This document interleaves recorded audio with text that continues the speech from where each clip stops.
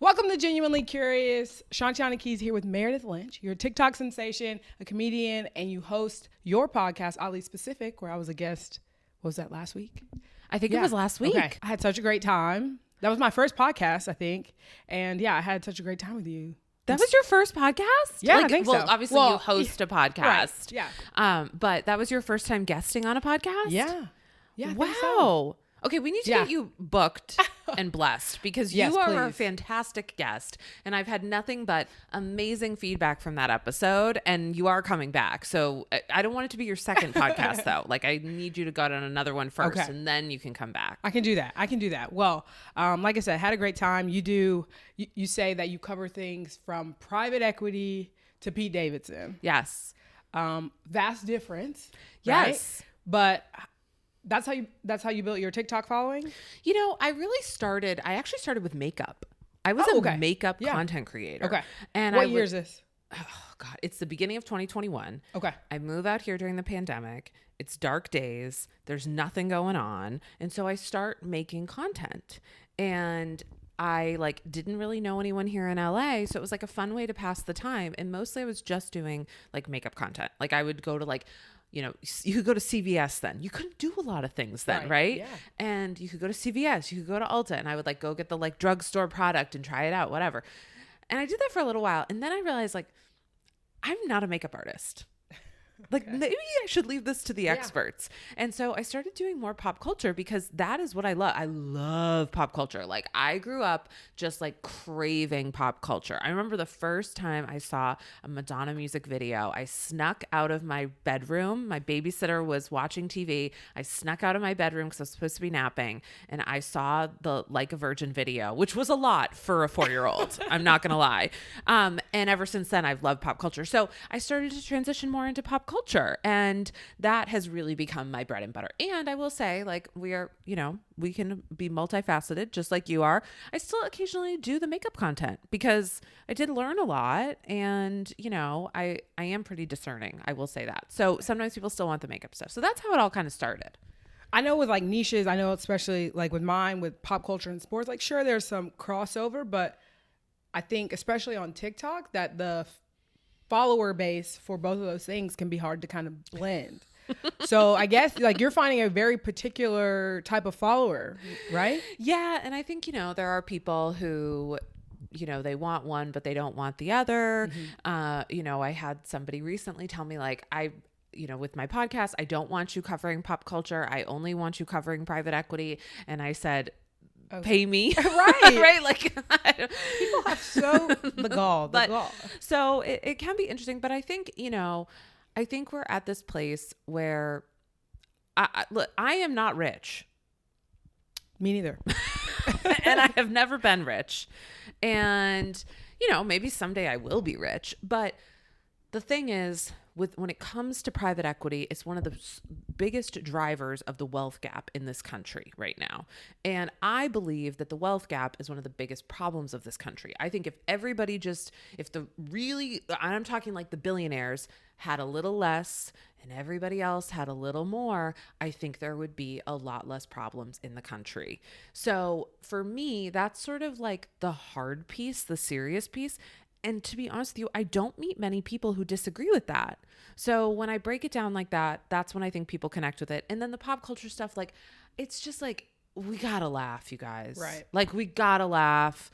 I said yesterday that Joe Biden is having a brat girl summer. Yeah, I saw that. And, I said to people, please don't be mad at me because I know it's so complicated, but we have to be able to joke around. Yeah. And even in sports, I feel like you probably feel that sometimes. Oh, for sure. I mean, but I think that I think in sports, there's that necessity for levity in terms of even when you watch the players, mm-hmm. right?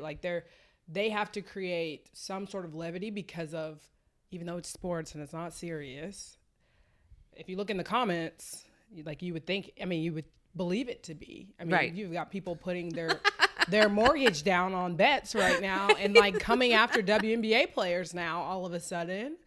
And so yeah, I think that there's certainly there's a place for levity in all things. So in the seriousness, you're a comedian, so you're always poking fun and bringing levity to things. How did you get into it? Actually, it's so funny.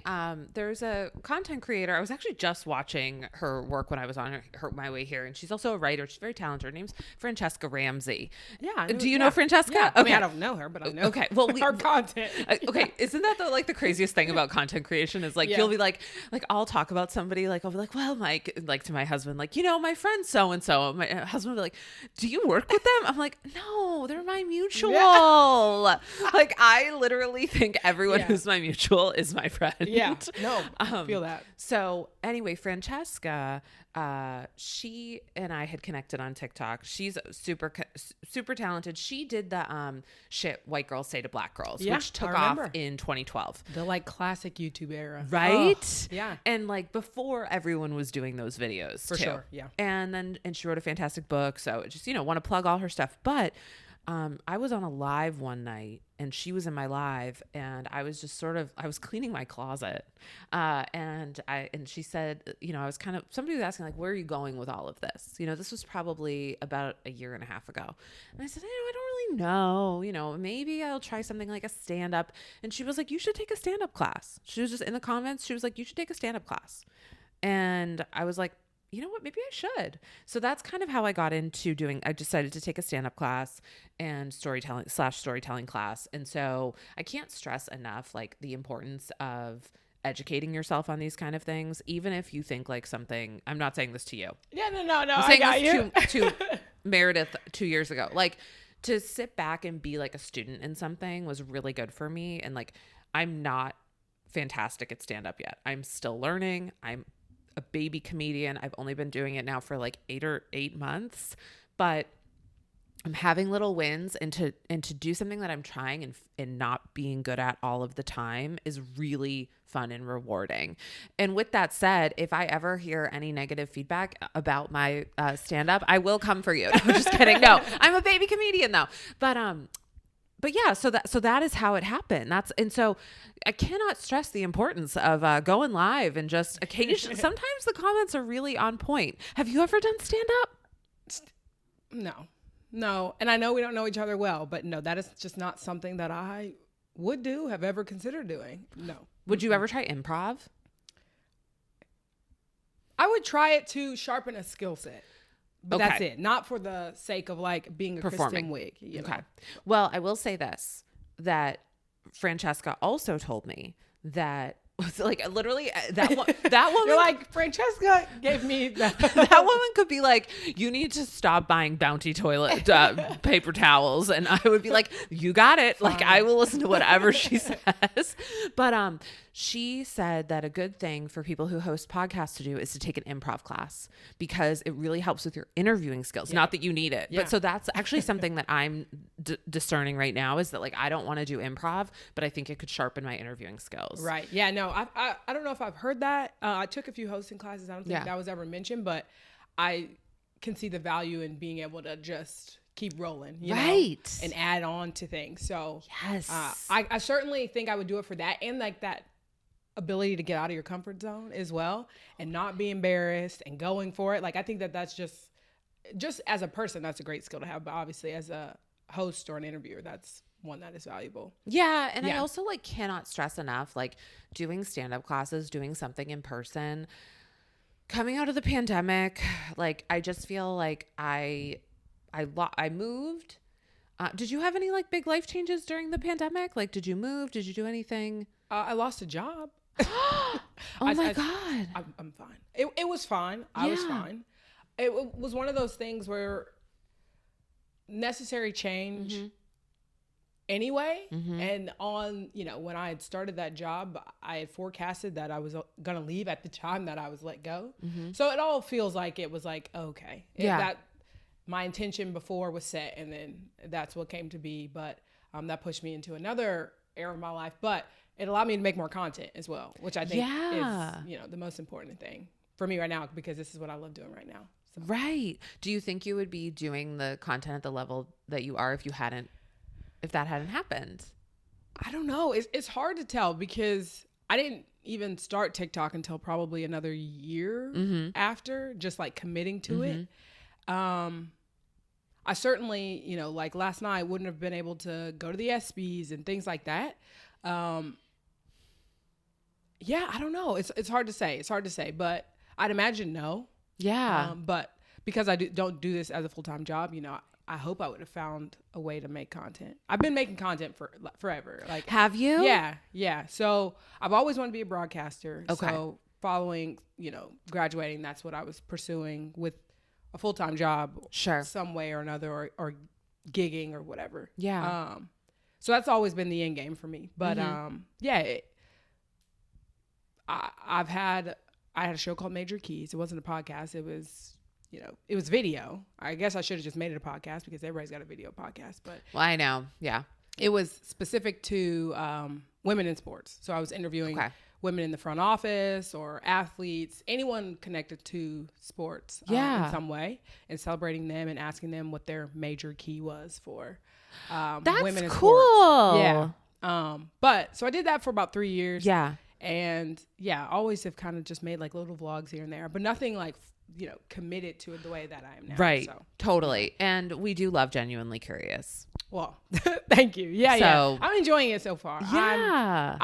I've been so interested in so many different things so basically on TikTok, I just decided to start talking about things I care about. And it was like, okay, well, usually that's sports related. Usually that's something, like you said, I've been obsessed with pop culture my whole life, like celebrity and magazines and what's on TV, that sort of thing. So it just all kind of went hand in hand. But back to you. Oh, yeah. Okay. That's okay.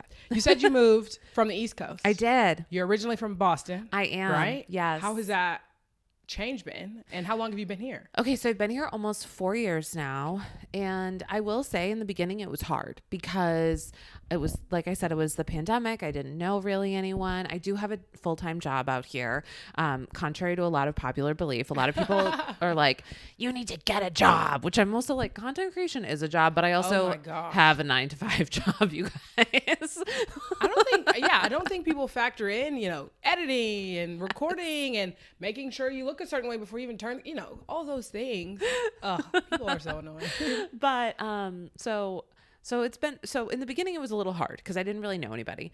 But then once I started doing TikTok is actually kind of like when I started meeting friends. Like I have friends from my job, my 9-to-5 job. And that's lovely.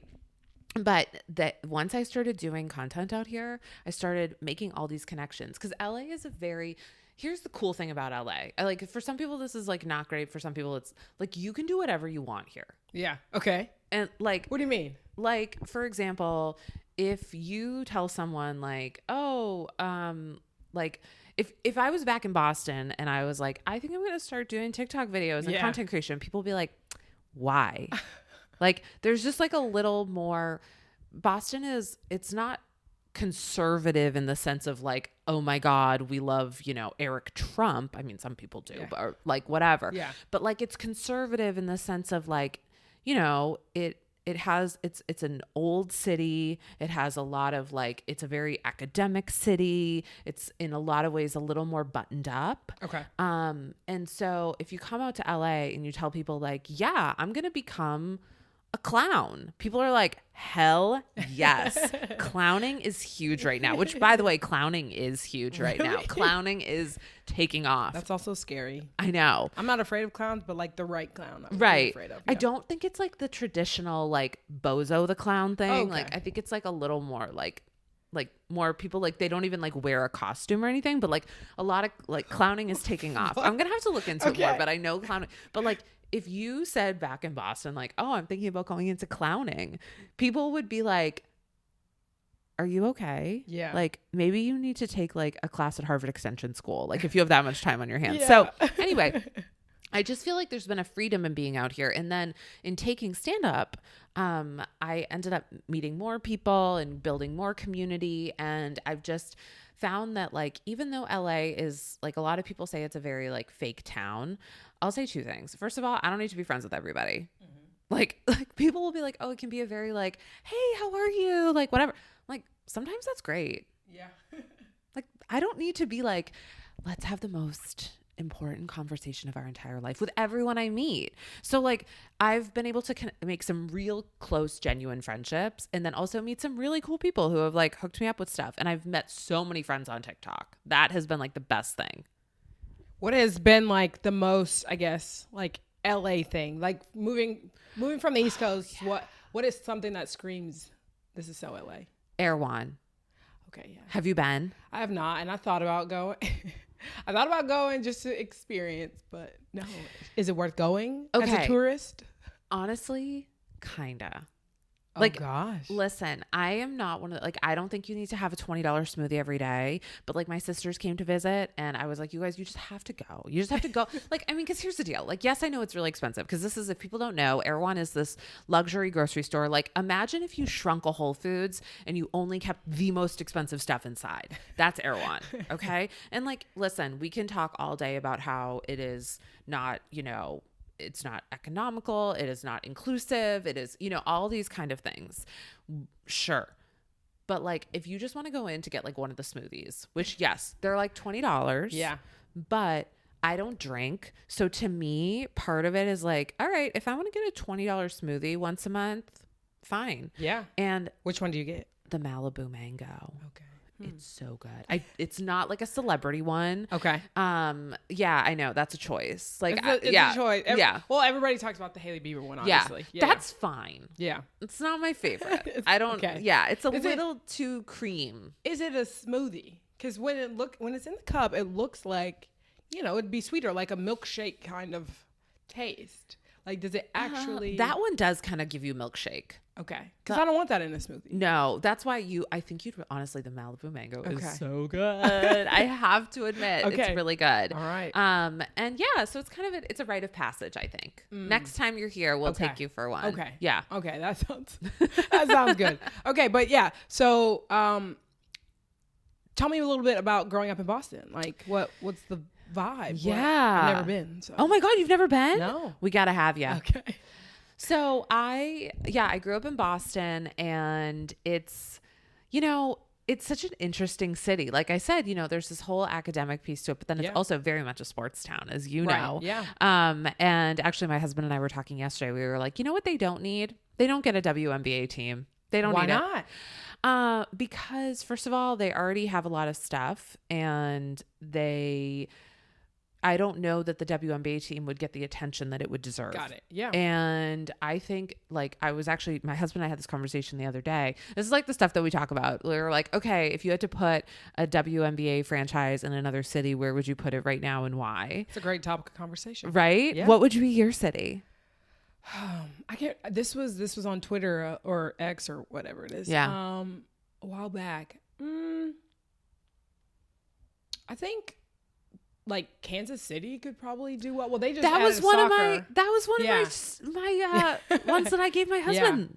Yeah. I think the Midwest. I mean, they like basketball. Exactly. You know, I think it's a very cool city, so I think players would like to be there.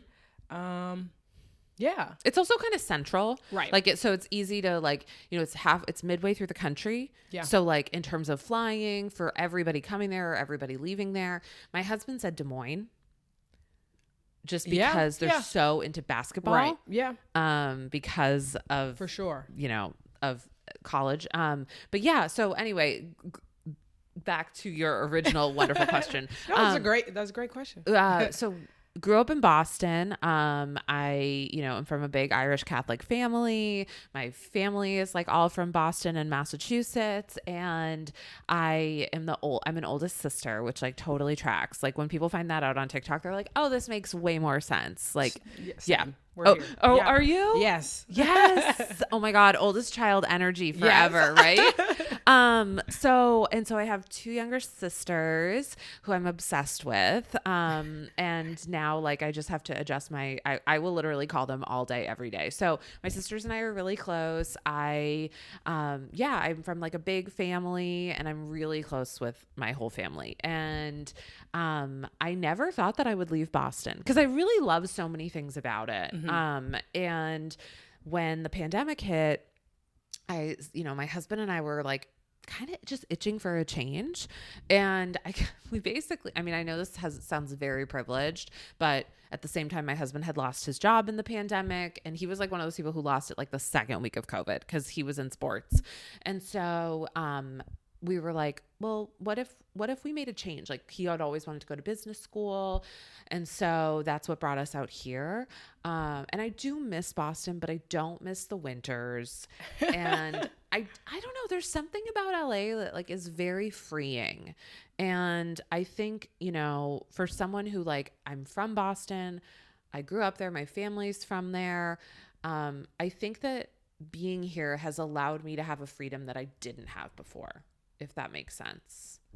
Yeah, no, absolutely. I don't know. There's something about LA that constantly kind of pulls me in.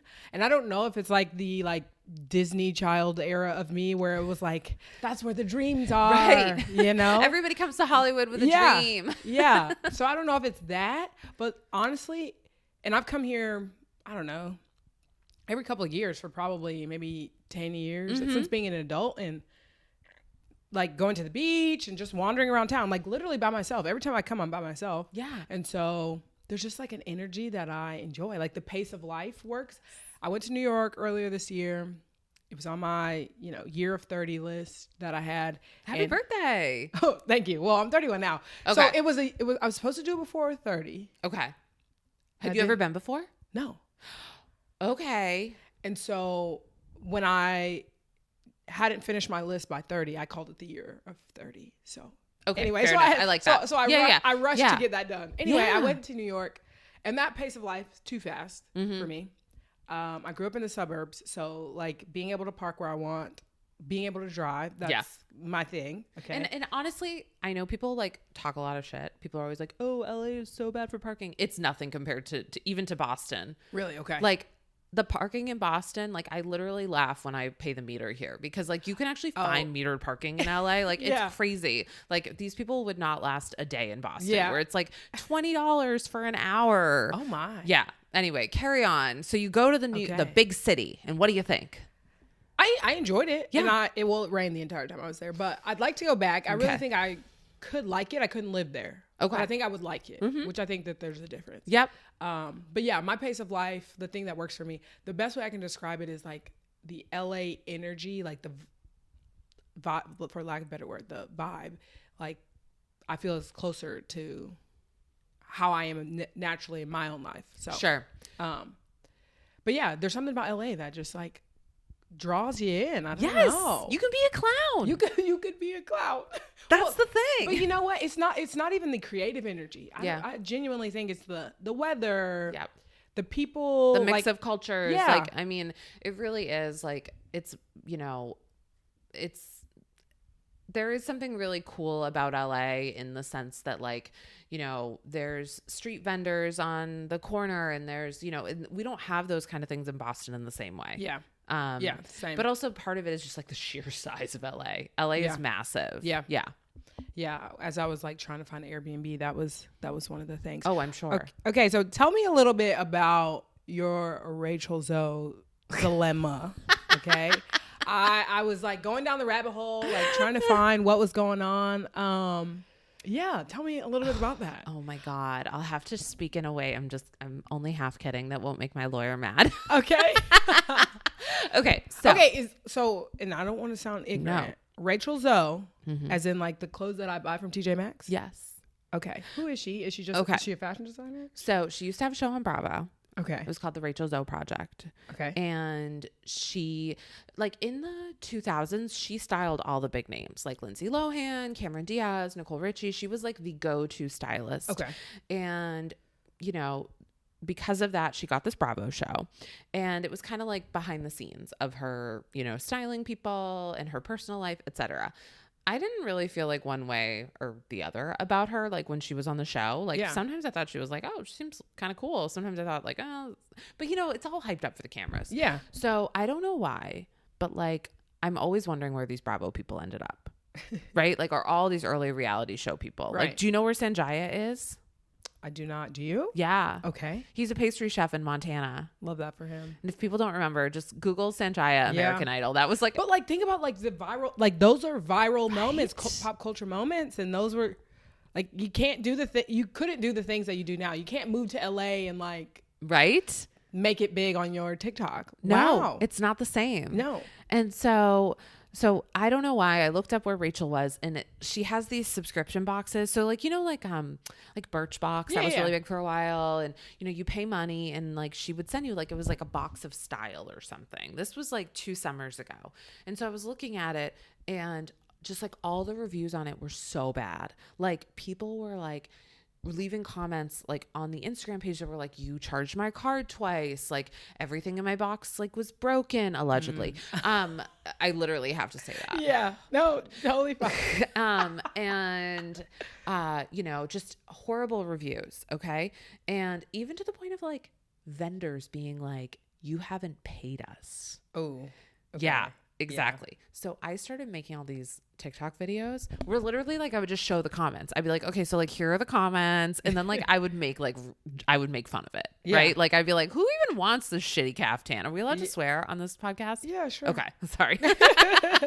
But I would be like, who even wants this stuff? Right. Yeah. Like, so anyway, I'm making these, and also the other thing I was finding was like she was selling stuff for like being like, oh, this costs like the value of this is this, or like this costs this, and then I'd like go and find it for like so much cheaper on the actual brand's website. So I was like, you guys, she's like screwing with you. Right. So I made all those videos, and I did make 27 videos in 8 days.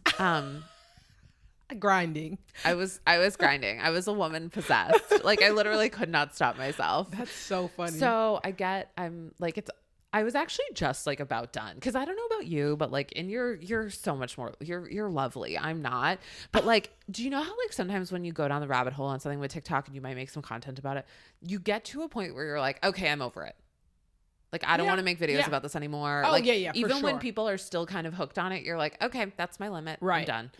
I was getting to that point with this. And then like the day that I got to that point, I get this cease and desist from her legal team accusing me of defamation, which like a lot of people will then write in and they'll be like, well, you were defaming her. Like you were saying bad things about her company. And like, that's not really defamation. Like defamation would be like accusing someone of, physically hurting someone in a way that's very real. Right. Yeah. Like, so anyway, I was, she accused me of defamation and, including the fact that I had called her Bernie Madoff in a caftan, I saw that. Which like, to be honest, that was just funny. So like I had to get it off. Right. So anyway, I ended up taking like almost all of the videos down just because I didn't want to deal with it. But it was like for me a little bit of a lesson in that, like, sometimes if someone like people said to me, they were like, go up against it. Cause like she sent me a cease and desist, which is not a lawsuit. You know all this, I'm sure, is that. Yeah. No. Oh, you don't? I think from the video that I saw of yours. Oh my God. Maybe that is the only. Maybe it's because like I'm, for the uninitiated, like I'm like one of those people now, like a cease and desist, like people will tell you. And like, this is actually good advice for your listeners. Like a cease and desist is nothing in the sense of like anyone can send one to anyone. Like a threat. Right. But you should take it seriously. And the other thing I would say is, that people don't sometimes understand is that like they were like, oh my God, she can't sue you. Anyone can sue anyone for anything. It doesn't mean that it's going to hold up in a court of law, but like you could sue me for, being 3 minutes late, and like no judge would ever. I was 3 minutes late, but we rebuild. Yeah. But like no judge is ever going to like, and honestly, a judge probably wouldn't have taken the case with Rachel Zoe, but the amount of money that it will take one to get to that point, even if they're going to get it dismissed, it's just not worth it. But what it does remind us is that if you have the money and the power and the privilege, which Rachel Zoe has, well, I don't know, because get this, you want some more gossip? Okay, you better put allegedly at the end. I will put allegedly, in my opinion. But she does, in a sense, have much more money and power than me. about a year later, so around this time last summer, this is a whole year later, I get contacted. I don't know who contacted me first, but basically there was this woman who was a small business owner, and she was like, listen, I did a deal with Rachel Zoe and she hasn't paid me. And I've been trying to get paid now, or her company rather. Yeah. I've been trying to get paid now for like 6 months. My small business is on the line. And so she sent me a bunch of receipts because I was like, wow, this is serious. She sent me a bunch of receipts and I was like, you know what? I'm going to say something. So I made some content. I was like, hey, this is what I've been told. 24 hours later, guess who got paid? Look at you working for good. Right? Okay, yeah. And like Rachel couldn't say shit then because it was somebody else. And I was also like, you're not only that, I was like, you're not the only one who's done it, who's been looking for payment. Other people put it in the comments and you have to bet your ass I screenshot all those. Anytime I see it, I'm like, and yes, does she have me blocked on like all platforms? But listen, life finds a way. Yeah. I have this is why you get married. I am married strictly to have unfiltered access to another Instagram account. Oh my gosh. So anyway, that's my Rachel Zoe journey. Wow, yeah. Not all heroes wear capes. Okay.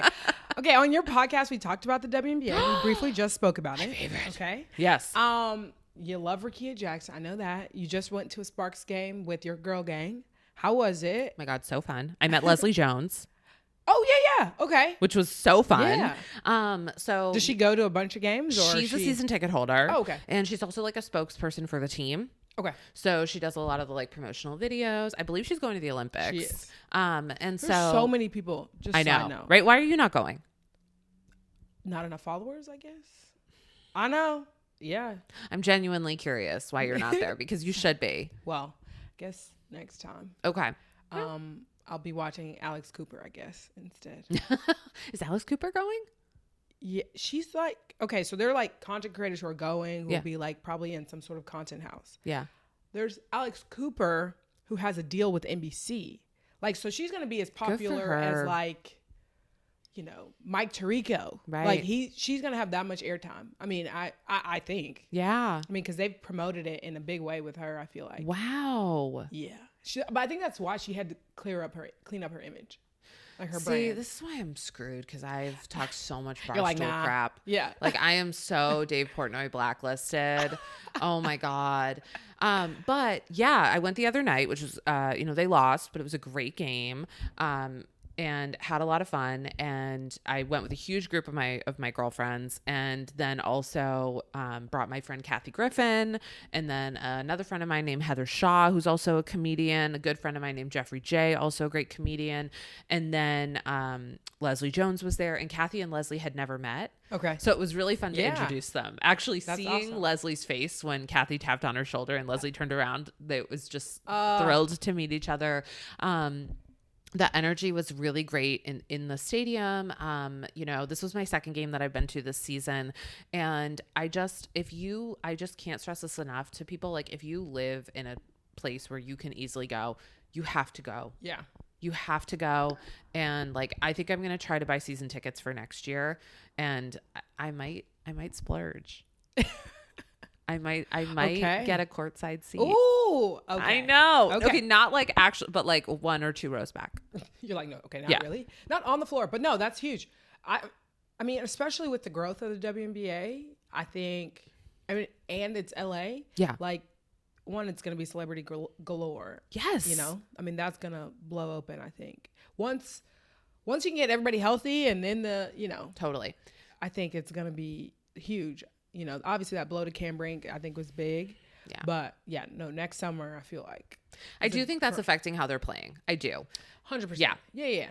I mean, a 6'5" kid going down is always going to be detrimental to the. Yeah. And I also think she was a great, even for a rookie, I think she was bringing a lot to the, not that rookies can't bring a lot, but right. I think that, and I mean, there's a couple of really good rookies on that team. Mm-hmm. I mean, there's Rakia Jackson. So the fun thing about the other night's game was I ended up getting to go to the party after the after party, and all the players came. Okay. So that was fun. Cam Brink was there. And then I got to meet Rakia Jackson, which was really exciting for me because I was wearing my Rakia Jackson. Hey. But the best part was that when I was in the, I was grabbing a snack in the VIP before, and a woman came up to me and said, "Oh, I love your jersey." And I was like, "Oh, thank you. I love Rakia Jackson. She's my favorite player." You know, I said, I think she should get Rookie of the Year. And then a big smile came over her face, and she said, "I'm her mom." And I said, "Oh, honestly, what an honor. And you raised such a great kid." And anyway, it was great to meet her. And so then when I met Rakia, I said, "Oh, it's great." And she was like, "Oh my God, you have my jersey on." I was like, "Of course." And then I said, "I met your mom." And she was like, "Oh my God, I'm obsessed. Like, I love it." So, anyway, she was great. But I mean, what other sport are the players literally coming down afterwards and just walking around to tables and talking to people? Yeah. Well, you know what? I'll say that I think a lot of women's sports have had to, they have to be that way, which like no one should be forced to, but I think it's a beautiful thing that the women are willing to and want to be there. Yeah. Most of the time. And yeah, I think like the NWSL, they're really good with their fan base. I just met some women from the PWHL. I think that's what it is. Mm-hmm. The new league that they started for women's hockey. And like, they had probably like 3 or 4 players at the ESPYs because, they're just, we got to get exposure. Totally. So in the same vein that, the WNBA is going, the others, I believe the other sports will follow. But yeah, no, I do think that the WNBA is very intentional about that. Yeah. Where the players are signing jerseys. I mean, even a Caitlin Clark who's bombarded, daily makes a point to come out there because, they were once those kids. And so totally. The value in that. I did want to ask you about your Jason Sudeikis beef. We briefly talked about it. Oh my God, on your podcast. Be so mad at me. I'm so curious. We briefly touched on it. But yeah, I'd love for my listeners to kind of get some insight. Okay. This is my hot take on the whole Jason Sudeikis thing. And people are going to be mad at me, but listen, I'm just going to say it because I always say what's on my mind. And listen, I am all for people supporting women's sports. I love Caitlin Clark. I love that, people are, and she's actually playing really well right now. Yeah. I mean, even since you and I last talked like 2 weeks ago, but I also would argue that we've taken the pressure off her just slightly. Like the criticism, I think, has dumbed down just a little bit. Okay. Like after the Olympics, when she didn't get on the Olympic team, which I think she was like, no crap, I wasn't going to get on. But there was just like the pressure that was being put on her. And now as we like pull the pressure back just a little bit, she can play, I think, a little bit better. Yeah. Right. So anyway, there's that. But I would like to see, I want to see more people pumping up women of color and the rookies of color. Yeah. Mm-hmm. And, Angel Reese is arguably playing better than Caitlin Clark. Arguable for sure. So I want to see people, and I want to see people stumping more for Rakia Jackson. Oh, you are a Rakia Jackson. I'm a Rakia Jackson stan. Yeah. But like, you know what I mean? Like, no, for sure. There's definitely, there are more people in that race than those two, for sure. And, but anyway, Jason Sudeikis, I appreciate the fact that he likes women's basketball, but I do have to say, I think there's a little bit of a PR strategy happening here. Okay. In that when he served his ex-wife with divorce papers, when she was on stage at some type of like women in film panel, that was a bad look. Right. That was, to me, was, she's yes, she's from a lot of wealth and privilege or whatever, but like there's not a lot of women directors out there. And so that was really bad. And people saw that and they didn't like it and they thought it was a really shady move.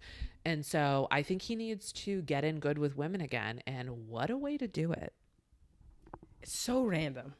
It's so, I still am having a hard time with it just because why is Jason Sudeikis shooting around with Brianna Stewart, like in a gym, like an actual, what I would assume would be a workout? Yeah. It's the most random thing. So listen, your theory is certainly plausible. I feel like it's everybody's got a motive. Right. But yeah, it has struck me as so left field. Okay. Do you want to know another one? Yes. Okay. It's a little controversial. Okay. All right. Here we go. Ashton Kutcher and Mila Kunis stepped in it big time last November. Yep. With their defense of Danny Masterson. They wrote letters asking for him to have lesser trial. You want to talk about somebody who did something bad to women? That was Danny Masterson, right? So they have been laying low for the last 6-7 months. We have not seen them. They have not been out in public. They've been very quiet because it did not land well for them. They made this awful apology video where they seemed sort of annoyed that they had been called out for defending Danny Masterson, who really, he was convicted. Right. This isn't like an alleged thing. Right. This isn't a messy divorce. Right. But they came out, they hadn't been seen. And the first time they were seen was at the Sparks game where Caitlin Clark played. And they brought their kids. Right. And they had never shown their kids on camera before. Okay. Yeah. No, I remember That's a comeback. Yeah. No one can say anything bad because it's like, well, we're just out with our kids. We're enjoying women's basketball. We're enjoying Caitlin Clark, this, one of the best rookies to, ever come up or whatever. And I guess it's okay, but I'm just saying, like, just keep in mind as you watch these celebrities there, a lot of them are there for the real deal and they love it. And that doesn't mean that Jason Sudeikis doesn't love it. And that doesn't mean that Ashton Kutcher doesn't love it. But just remember that there is strategy. Yeah. I've learned that, covering pop culture the last couple of years is like, there's always a motive. There's nothing that we're seeing that's usually by accident. Unless it's like some awful thing. Like a slip, right? Yeah, right, like you make a mistake. Yeah. But like when it's, something got leaked or whatever, you're like, okay, interesting. Okay, well, I've got one more question for you. Ooh, yeah. You've been called by the Business Insider one of the top 4 follows for the tea. What's piping hot tea that you have or something that you're kind of keeping your eye on right now? Ooh, that's such a good question. Well, you know what I've been doing? I've been going back and watching season 1 of Dance Moms. Okay. It's right now. It's my comfort show. Okay. And oh gosh. In the beginning, my husband was like, "Oh, fine." And then like last night we left off like halfway through an episode and I was like, so we went to watch TV last night and I thought he would want to watch something else. And he's like, well, we got to pick up where we were because we don't know what's going to happen with the candy apples. So I love that. I was like, okay, but hear me out. 10 years from now, JoJo Siwa is going to be like accepting an Academy Award. Listen. Okay. Listen. It's like, how so many of these people, they have the like long Hollywood journey. I just think that eventually JoJo's going to find, like, I don't know if it'll be for directing. I don't know if it'll be for like acting. She's going to like find some niche and then everyone's going to be like, oh my God, I can't believe we like made fun of JoJo when she but like she's been in the business so long, right? Yeah. That I just think she will evolve. Like, I know she's not like the best singer. JoJo, don't get mad at me. Yeah. Okay. Don't come for me. And like, she's going to like show up at one of my comedy shows and like be throwing God like glitter at me. But like a Miley, like 15 years ago, if somebody had said like Miley's going to be winning a Grammy, people would have been like, I don't know. Okay. She's Hannah Montana. So I'm putting my money on JoJo. Okay. I think that's fair. I do think, well, once she will eventually grow out of this phase that she's in. Do you remember when you were 21 and you could like finally drink alcohol? Like it was very, imagine if that was like on a world still. Like I just remember like being like, I'm going to like take photos with bottles of Grey Goose. But like I was doing it in my college dorm room. Like she's just, you know what I mean though? Like remember when you like, do you remember people would like hold a bottle and be like, check it. Or like people would oh my God, they would line them. Oh my gosh, above the cabinets. I remember like as decor. This is cool. Like this is a cool apartment. Not so cute. You have to just remember like she's 21. Or that Pinterest era of like painting the wine bottles. Oh my God. Okay. But yes, okay. I agree. I think that JoJo has it. Whatever you would describe it as for Hollywood. She has it. When I watched her on Dancing with the Stars, Yep. you could see it there. Yes. Like when she's in her element and comfortable and not putting on any sort of act, I think that she's lovely. Same thing with Miley. When I watched her on The Voice, I wasn't a big Miley fan before that. Watching her on The Voice, seeing how she cares for the art and the people on the show. So I think once JoJo can kind of get in that space where she is fully authentically herself as an adult, I think that will be good. Is it acting? I don't know. It might not be acting. I just think we will see she needs to host renaissance. Something. Yes. She will be a phenomenal host. We will see a renaissance of JoJo. Yeah. That is my prediction. Okay. I can agree with that. I can get on board with that. Well, Meredith, I've had a great time with you. Oh my God. This has been the best. Yeah, no. Thank you. So we've got 2 podcasts in the books now. So we're going to have to circle the block and make it a triple threat. Yeah. Yes. Yeah. And then I'll get Erwan the next time. Yes. Yeah. Next time. Maybe Yeah. I'll treat you to, yeah, we could go to like Erwan and like, well, we can't film in there probably because there's probably like Hailey Bieber filming in there. Like, right. But we will do something with our Erwan. Yeah. Yes. Or can they do a brand deal? Oh my God. They probably are like, if you even ask for one, Meredith Lynch, we will ban you from our stores. I literally like sent them the craziest emails once because I wanted to know like how many of their tote bags they were actually selling. Because they sell these like $200 like tote bags, and I was like, "Hi," because they're like all sold out. I was like, "I'm just wondering like how many quantities do you order?" No answer. Just trying to get a little info. Oh my God, that's so funny. Well, again, thank you for coming. Thank you for having me. Look forward to having you again. I hope to be back.